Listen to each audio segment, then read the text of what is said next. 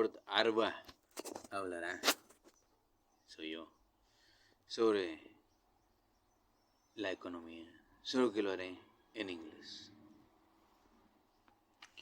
Lord Arba will speak about economics, the economy, the economical progress and prowess of a nation, specifically speaking, United States of America. United States of America is an industry, a military complex industry, basically, that depends on fear-mongering and war to put everyone on their place and install its economical progress throughout all the world, basically, as the main denominatory divisa. What's the name? The dollar, The dollar is used all around the world. Everyone knows what a dollar is. It was thanks to war.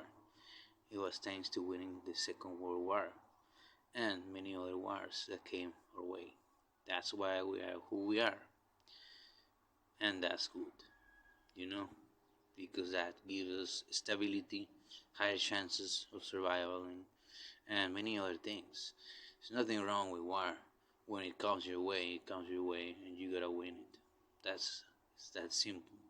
Of course, everyone loses in war if you participate, but you at least gotta win something in exchange, though, for the losses that you have and take. Anyway, so let's go back to pure economics. I wanted to lay out the foundations of why we have the strongest economy ever, even though we are in deep fucking trouble with debt. But it's a debt of the future of ourselves, because someone was very brilliant and stupid at the same time and decided to cast such a way and system of having debts, of printing money instead of, having it as a backing, of printing money for the future, so that we sacrifice the future of ourselves, so that we have a limit, even though we already conquered the world with the dollar, in a way, so that we have limits, and we have that limit, the debt, but we can print money, and period, with no debts, if we wanted. But I wonder why everyone in the world has to follow that, the debt of the future, as a collateral damage, so that we all have to pay for it in case we screw it up. And humanity is, in a way, inevitably going to screw the future up, at least in many ways. The ecosystems, flora, fauna, and all that.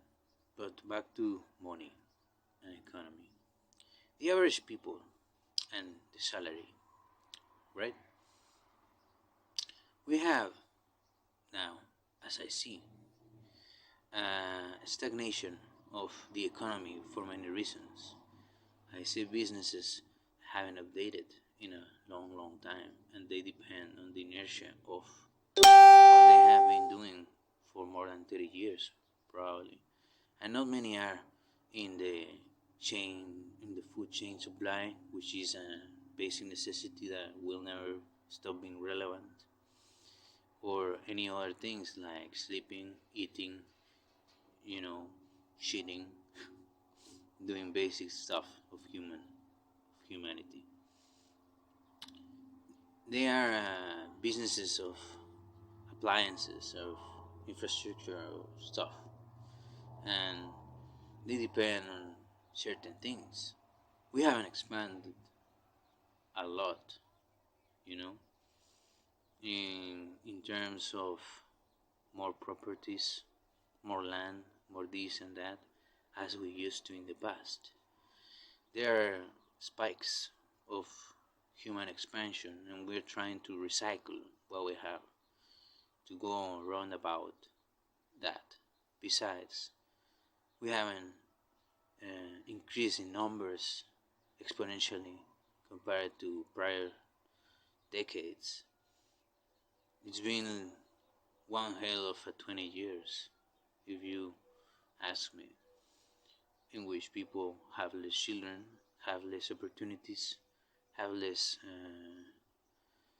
well, I'm not gonna say income, but have less opportunities of getting the income, which is fucking disgusting, because we need more opportunities to get something if we want to play this game and the game to remain relevant. This game of economical progress. So average people salary may increase, but also the expenses, the price of things, of valuables increases. So it's useless. You need to decrease the price of valuables and increase the salary of people so that they can buy more and be more happy when it comes to terms, or better prepared when it comes to terms of, you know, life, basic necessities of life. It gives peace, stability, and many other stuff to be well prepared, to have something to eat for a week. It gives you stability. You don't need to worry about that for a week. It's healthy. It's healthy to be prepared for that. And everything balances itself. If you give the opportunity to all the people in United States of America to have at least 1 week of food and not worry about it, they will be less stressed and very healthy compared to people worrying daily what they're gonna eat and having a lot of issues and trouble because it stacks up, it resonates, it creates mass hysteria, mass panics, mass influx of energy that you don't want, negative energies that are pretty fucked up, nasty. So at least 1 week will be ideal, so that people is very prepared for anything that comes for at least a week. Peace of mind. There are some crazy people that prepares for months. It's fine. I know why they do it, because the world seems to be going in such a way that anytime, may happen anytime. And it's not the first time that happens. So it's fine to prepare for months if you can. Peace of mind, is very important. And well, like I say, many companies run on the fumes of the past, haven't improved, haven't created anything new, haven't expanded their ways, and it's like the river arrived to a lake, but every season, it's not the same. If you depend on what creates the river and the elements, you know what happens to the lake, right? It's not flowing. It can dry up. It creates poor life compared to, depends on the size. It can create good, if it's good size, it creates, substantial life, very interesting life. But if it's not good size, you know what happens, right? It also lives from momentum of the past. So at some point, water is a very beautiful vehicle of life. So are we. And also we have people who are pondering if their life is, if they took the right decisions in their life, because they aren't happy with what they do, with their work. It's not giving them, you know, more than what they wanted. It's making them feel less and less sometimes. Not all of them. Many enjoy it, but it's very complex, what influences economy, what influences the echoes of what is around society, family, oneself, and all that. It's complicated. And to balance it with a bill that puts us at debt with the future is hardcore, because if you have less children, if there is less opportunities, if we are destroying the future to live better now, where will that lead us? I mean, less people to cope with our debts and work for it, so we have less opportunity for them too, because we haven't created anything new. It's a stagnation, that it's not good. That's why even if we bring more with the same system of debt, with the policies, with what we are all doing, it's a nice recipe for chaos and collapsation, We need to revisit our fundamentals, holistically speaking, of what we are doing as a nation, as more than a nation, because even though the dollar is pretty strong and universally used when it comes to the world, still the most common divine, what's the name of this? The most common,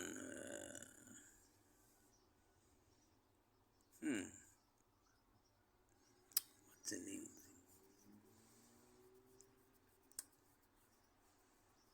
Exchange money, the most common money everyone uses to do business, to back up their own currencies and to play with it as a foundational basis, as a relative variable. If the dollar is a certain way, the entire economy of some countries adapt to it, So it has its standing in the world, and we need it, and they need it in order to do business, internationally speaking, because almost everyone accepts the dollar compared to the minorities that do not deal with it at all. And obviously their own currencies want to strive and become better by themselves, but they will always depend on the big boss, on the one who has more bombs and missiles and things to screw you over, in case you want to lift off a finger and say, So be careful, don't piss us off. Anyway, it is what it is. War is inevitable at this point, because we haven't evolved, spiritually speaking, and holistically speaking, because in terms of the ecology of humanity, we're pretty not prepared. I would say that we're not prepared for how fast we are developing in many other fields and slow at the same time, right? We have improved in technology quite a bit, but at the same time it's like pre-program obsolescence still a thing. We haven't broke apart from, those things that you gotta need the grit, you gotta need everyone. You cannot be self-sufficient. Otherwise, we all throw fucking tomatoes and rotten tomatoes. And if you are too hardcore and good, we throw stones too. If you are not our clown anymore, no more tomatoes. We pick stones. We do nasty things to people, that wants to improve for oneself or for everyone the situation. These group mentalities that we have of, I don't want to say it, but the cattle, the group mentality of the cattle that follows the herd paradigm, which is pretty mediocre. Mediocrity is what rules them. They don't see with profound of experience what is going on, and it's pretty bad. Stupid people leading stupid people and throwing stones at those that want to improve everything for everyone. Pretty dangerous. Status quo of elites that want to rule in the same old fashion the world, which has proven to be fatal and stupid and always pretty bad and detrimental. Because look at what happened to the greatest empire in the world. If you go back and study what happened to them, you realize that the same old ways are not enough, and that we carry the weight of the past here and now, and we're living on the fumes of the past, not preparing good enough for the future and sacrificing the future. And that's what I think about the economy, this volatile thing. Now, it's more stable because of who we are. I mean, the dollar is very strong.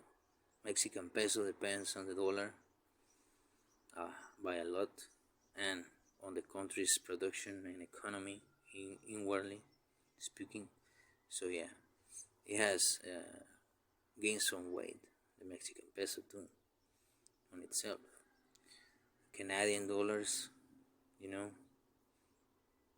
they are very good, but the way they manage inwardly is pretty stressing for people. Even though it's worth a lot, everything is also very expensive over there. And they, in a way, are implementing those systems which are, I would dare say, dangerous, but at the same time, something that will prevent many stupid shit from happening in there. So we need to revisit constantly what they do to see if it will yield good results in long term or not. We can do projections though, but only time will tell.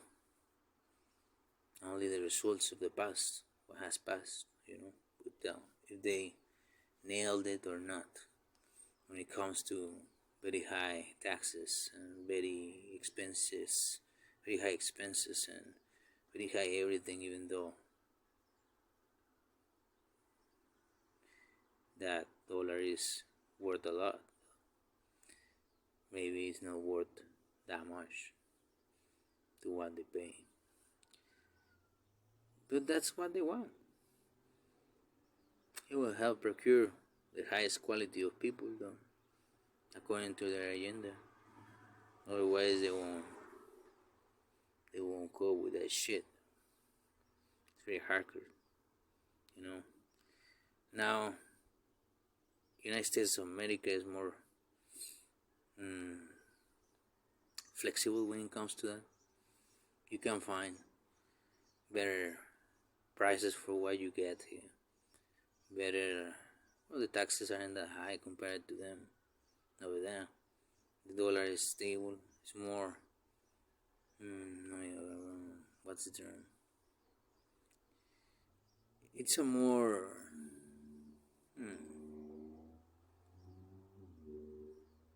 middle ground.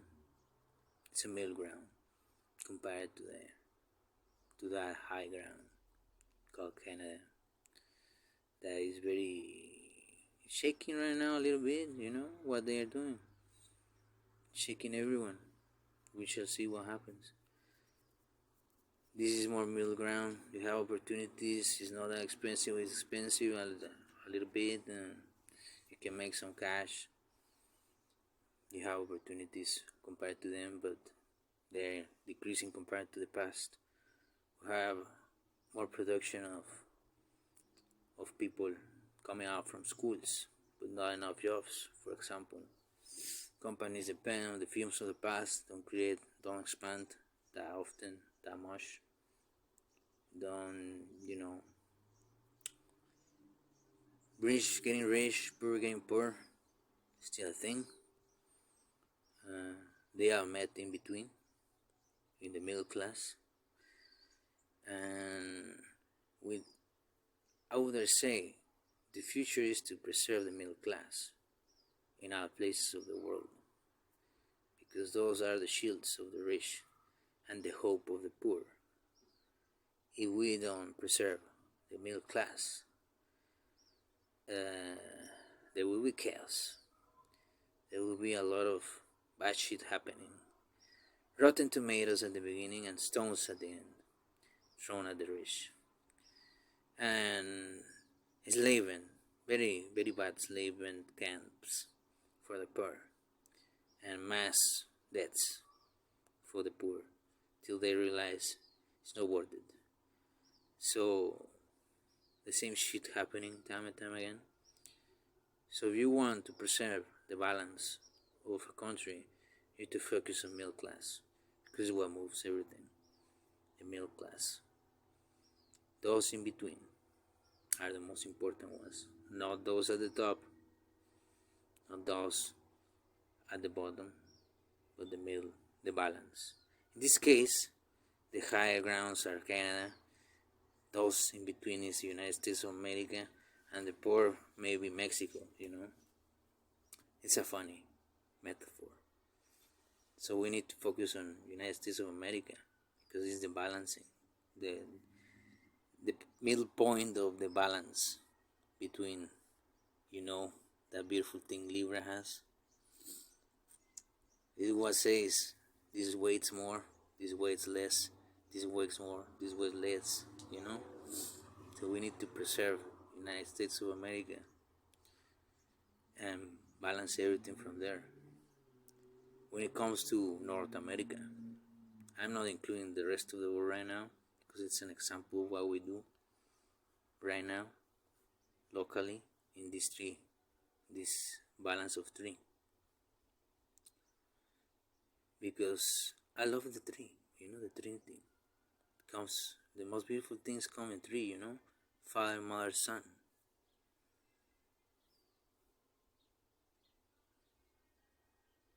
So yeah, that's pretty much I'm gonna share. I don't want the video to be long.